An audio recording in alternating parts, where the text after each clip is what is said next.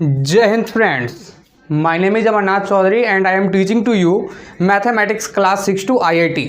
So we will be discuss about difference between rational number and fraction.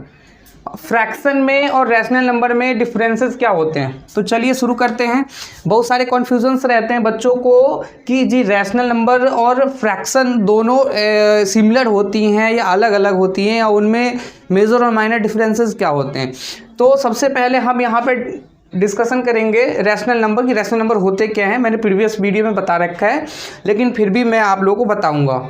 The real number which is the simplest form of p upon q where p and q are integers, q not equals to 0 is known as rational number.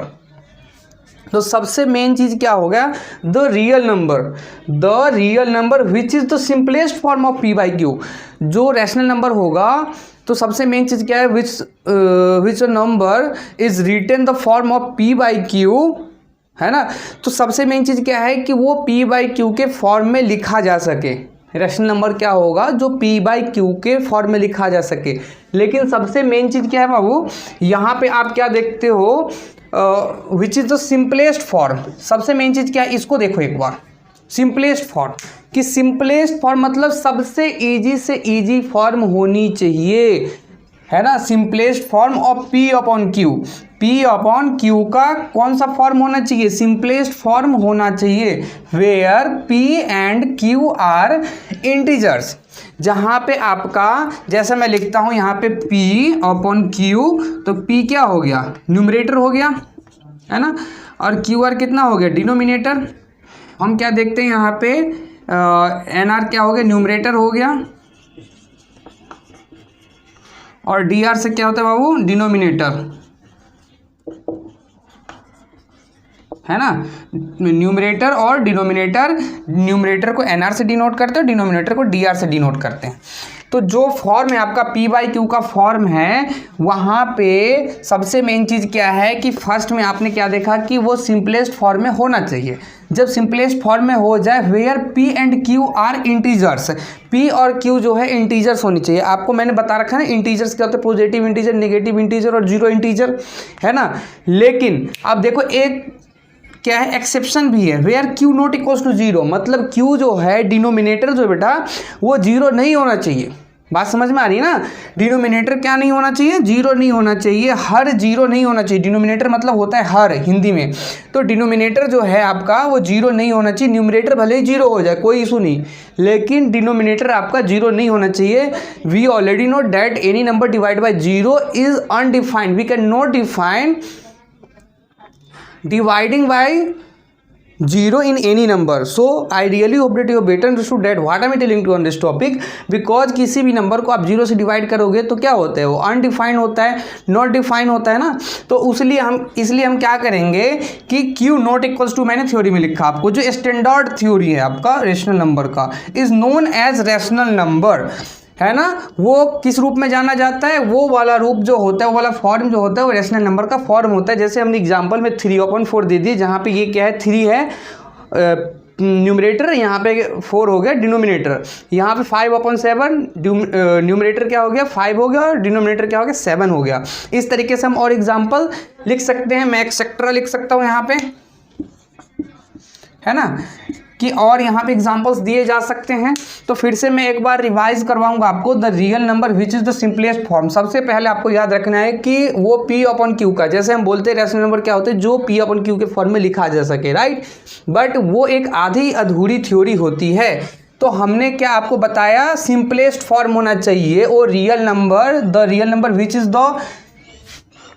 Which is in the simplest form होनी चाहिए, ठीक है, of p upon Q. किसका, p upon q का, p by Q का simplest form होना चाहिए। First condition, p upon Q के रूप में लिखा जा सके, लेकिन वो कौन सा फॉर्म हो, सिंपलेस्ट फॉर्म हो, p अपॉन क्यू का सिंपलेस्ट फॉर्म हो, where p and q are in. Second theory क्या कह रही है आपकी, p and q are, p और q जो है वो इंटीजर्स होनी चाहिए, एंड q इक्वल्स टू 0, मतलब q जो है वो 0 नहीं होना चाहिए, आई मीन डिनोमिनेटर जो बेटा वो 0 नहीं होना चाहिए, is known as rational number. वो किस रूप में जाना जाता है? रैशनल नंबर के रूप में जाता है। जैसे एग्जांपल 3/4, 5/7 ... एक्सेट्रा, है ना।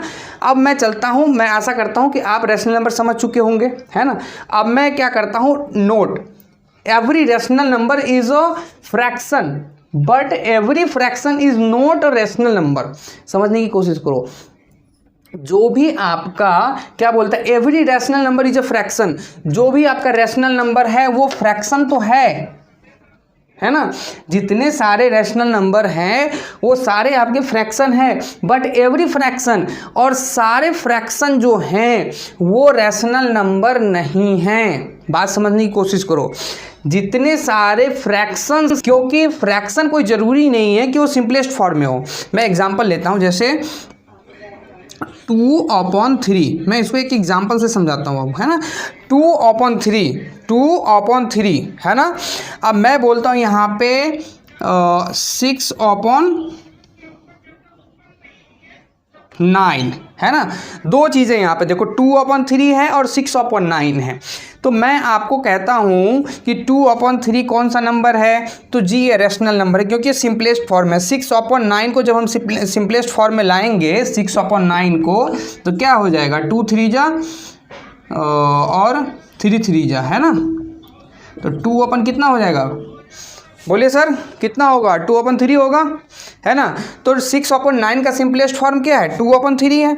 लेकिन हमें क्या करना है कि जो रैशनल नंबर होगा वो सिंपलेस्ट फॉर्म होगा। तो 6/9 का सिंपलेस्ट फॉर्म क्या है, 2/3। तो 2/3 क्या हो गया, रैशनल नंबर हो गया।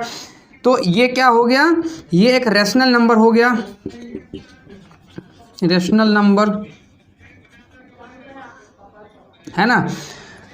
अब क्या बोलते हैं, every rational number is a fraction, जो रैशनल नंबर है वो फ्रैक्शन होगा ही होगा, सारे रैशनल नंबर फ्रैक्शन होंगे ही होंगे।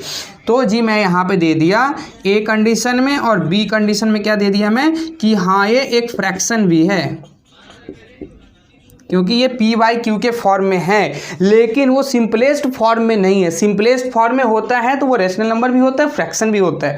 लेकिन अगर वो सिंपलेस्ट फॉर्म में नहीं हो तो वो ओनली एक फ्रैक्शन है। ये क्या है, ये केवल फ्रैक्शन है। 6/9 है, वो एक क्या हो गया, फ्रैक्शन हो गया। But 6/9 is not a rational number. 6/9 जो वो रैशनल नंबर नहीं हुआ, 6/9 जो है रैशनल नंबर नहीं हुआ, क्योंकि ये सिंपलेस्ट फॉर्म में नहीं है। 6/9 का सिंपलेस्ट फॉर्म क्या हो गया, 2/3, है ना। तो जब 2/3 है तो 2/3 क्या हो गया, अगर सिंपलेस्ट फॉर्म है कि p/q का, where p and q are integers but q not equals to 0, I mean denominator not equals to 0, तो that is called rational number. और rational number is also called fraction, but every fractions are not a rational number. जो सारे rational numbers हैं वो सारे के सारे fraction हैं, बट सारे फ्रैक्शनल नंबर जो हैं वो क्या हैं, रैशनल नंबर नहीं है। तो मैं आशा करता हूँ ये सारी चीज़ें आप समझ पाए होंगे, है ना। रैशनल नंबर वो हो जाता है जो p/q के फॉर्म में हो, लेकिन p/q का सिंपलेस्ट फॉर्म हो, जहाँ पे p और q जो है वो इंटीजर्स होंगे, लेकिन q नॉट इक्वल्स टू 0, मतलब q जो है वो डिनोमिनेटर जो है वो 0 नहीं होगा, है ना।